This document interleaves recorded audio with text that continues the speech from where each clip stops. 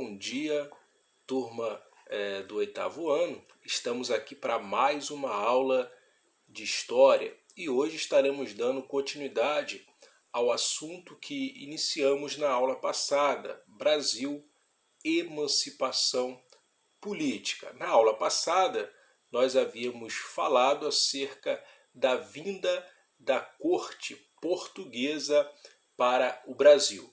E essa vinda se deu pelo motivo do bloqueio continental. Bloqueio esse que foi feito pelo imperador francês Napoleão Bonaparte em 1806, que proibia todos os países europeus de comercializar com a sua arquirrival, a Inglaterra. E isso fez com que a corte portuguesa tomasse uma atitude, uma medida estratégica. Ela foge da metrópole, vinda escoltada pela Marinha Britânica, para a sua colônia mais rentável, à época que era o Brasil, e com isso manteve os seus laços comerciais com a Inglaterra. A Inglaterra não faz isso por mera bondade, ela adquire a partir desse momento a liberdade de comercializar direto com o Brasil, quebrando os pactos coloniais que até então Portugal mantinha sobre o Brasil, né? Era a abertura dos portos amigos e com isso quem acaba se privilegiando desses acordos comerciais é a Inglaterra. Em 1808, a corte portuguesa chega no Brasil e irá se instalar meses depois, chega primeiro na Bahia, que era até então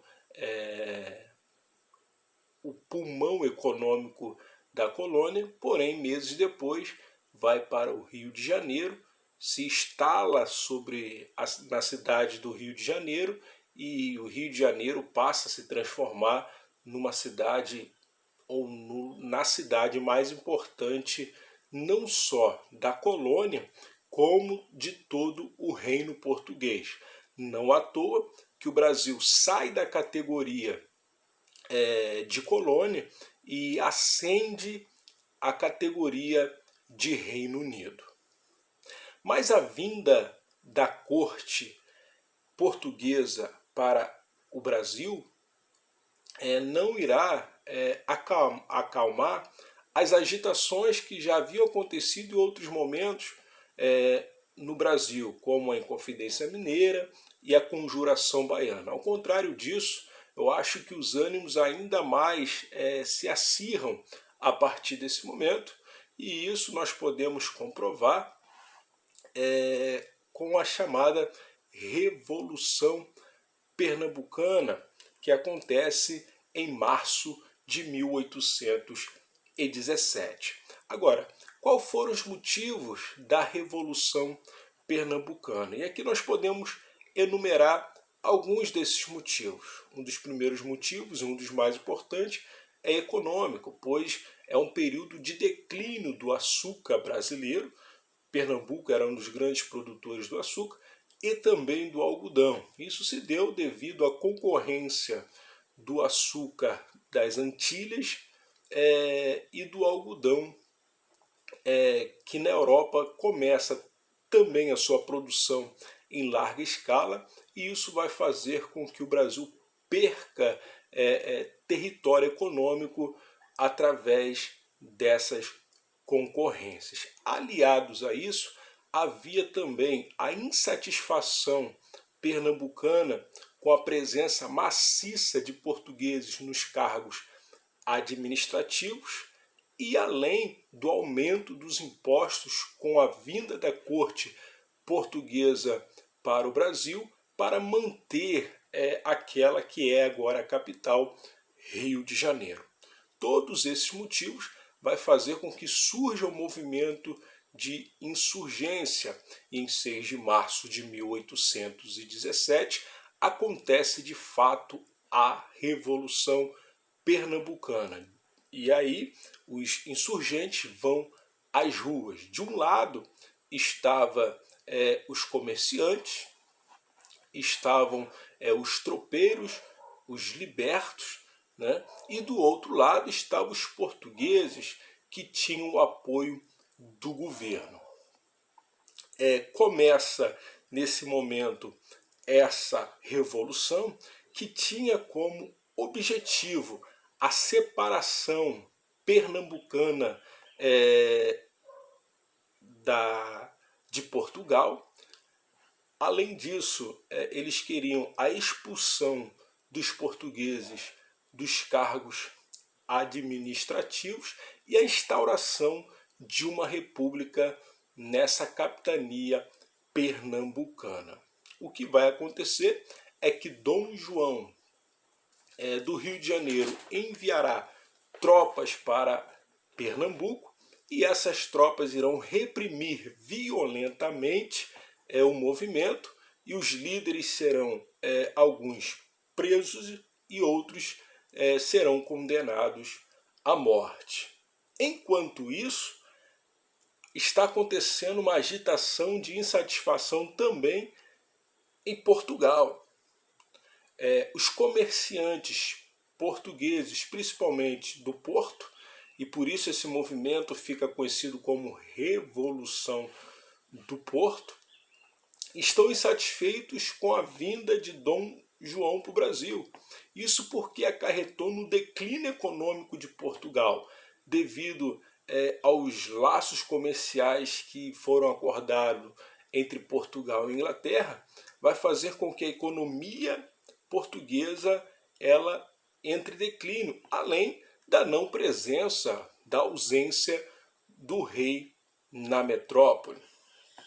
Em agosto de 1820 acontecerá a chamada Revolução do Porto, que é a exigência dos comerciantes portugueses, tendo o apoio da burguesia e da classe liberal, para que Dom João voltasse. Eles exigem a volta de Dom João. Vai haver um grande movimento para isso e, inclusive, ele vai ser ameaçado de perder o trono. E o que vai acontecer? Mediante a isso, em abril de 1821, ele cede a essas exigências e retorna para Portugal. Porém, ele deixa o príncipe regente, seu filho, no governo do Brasil. Isso não vai ser o suficiente e em janeiro de 1822 a corte portuguesa exige também a volta do príncipe. Além disso, eles querem a exigência de que o Brasil retorne à categoria de colônia e saia do prestígio do Reino Unido. Aqui, gente, inicia-se a fase final da separação política do Brasil. Por quê? Porque havia pessoas ligadas a Dom João que queriam a sua permanência no Brasil. E o que vai acontecer? Em 1822, em janeiro de 1822, ele declara o chamado Dia do Fico. O que era o Dia do Fico? Ele vai dizer que se é para a felicidade geral da nação, eu estou pronto, diga ao povo que fico. Ou seja, ele resolve não obedecer à exigência da corte portuguesa e ele está declarando que vai ficar como governante do Reino Unido, Brasil de Portugal. Os ânimos se aflorarão ainda mais em Portugal, né? E ele vai tomar uma medida ainda mais radical. Eu estou falando do dia 7 de setembro de 1822, que ele resolve, a partir daquele momento, separar-se da metrópole de forma definitiva. E aí Dom Pedro irá dizer que daquele dia em diante, todas as relações entre Brasil e Portugal estava cortado, que não haveria mais laços entre essas duas nações, e aí ele vai exclamar: à margem do Ipiranga. Viva a independência, viva a liberdade, viva a separação do Brasil. E o Brasil, a partir desse momento, torna-se uma nação independente e é o início do Império Brasileiro. Tá ok, gente? Por hoje é só.